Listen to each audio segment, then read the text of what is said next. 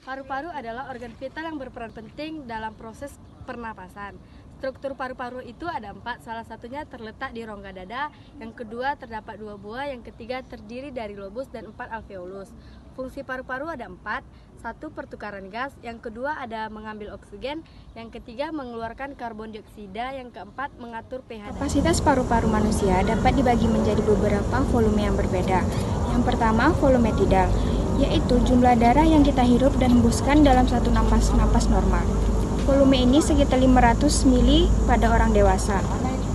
Fungsi utama dari volume tidal ini mencerminkan pernapasan normal tanpa usaha tambah. Paru manusia terdiri dari jaringan elastis yang sangat kompleks. Setiap paru-paru memiliki bagian-bagian yang disebut dengan lobus, yang di dalamnya terdapat alveolus, tempat pertukaran gas dan karbon dioksida.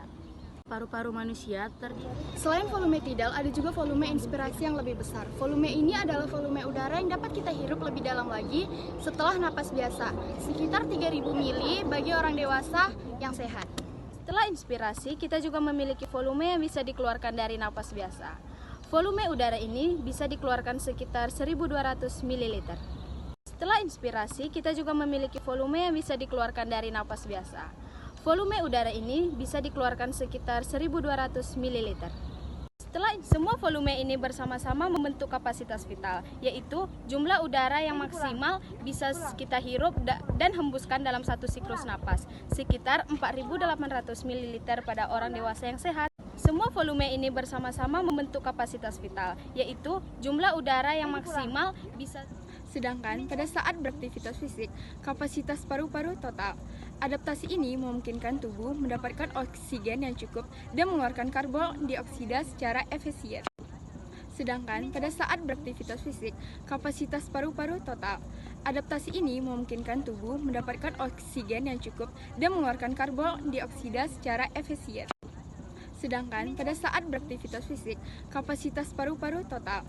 Adaptasi ini memungkinkan tubuh mendapatkan oksigen yang cukup dan mengeluarkan karbon dioksida secara efisien.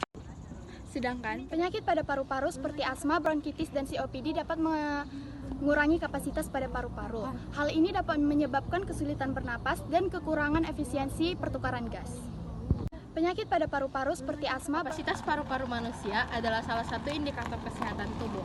Menjaga paru-paru dengan sehat melalui olahraga yang teratur dan menghindari polusi udara adalah kunci kehidupan untuk yang lebih baik. Menjaga setiap anggota tubuh manusia itu penting, termasuk paru-paru.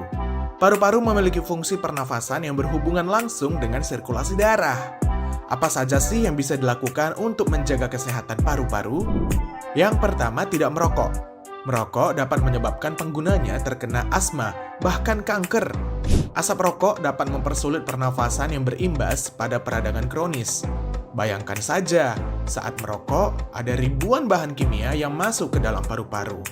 Makanya nggak heran, di bungkus rokok sudah diberi peringatan apa yang akan terjadi kepada para perokok. Yang kedua, hindari polusi. Asap kendaraan, limbah, bahkan debu dalam ruangan dapat menurunkan kualitas kesehatan paru-paru. Jadi, hindari keluar rumah apabila kondisi udara sedang tidak baik dan jaga kebersihan ruang. Kemudian, olahraga. Dengan berolahraga, jantung akan berdetak lebih cepat dan paru-paru bekerja lebih keras. Dengan begitu, paru-paru akan meningkatkan aktivitasnya untuk mengirimkan oksigen dan mengeluarkan karbon dioksida tambahan. Yang keempat, hindari penyebab infeksi. Hindari hal-hal yang dapat menyebabkan infeksi pada paru-paru. Penyebab infeksi dapat ditemukan pada sesuatu yang tidak bersih. Lakukan cuci tangan yang rutin dan hindari menyentuh wajah. Hindari keramaian pada musim flu dan jaga jarak dengan orang lain. Yang kelima, latihan pernafasan. Tarik nafas, lalu hembuskan. Latihan pernafasan ini baik untuk paru-paru.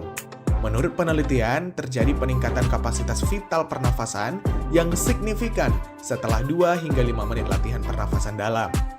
Di dalam paru-paru manusia, ada lapisan lendir tipis yang menjaga paru agar bekerja dengan baik. Minum air putih membuat lapisan lendir ini tetap tipis. Gimana? Mudah kan menjaga paru-paru? Sehat gak ribet, asal niat kok!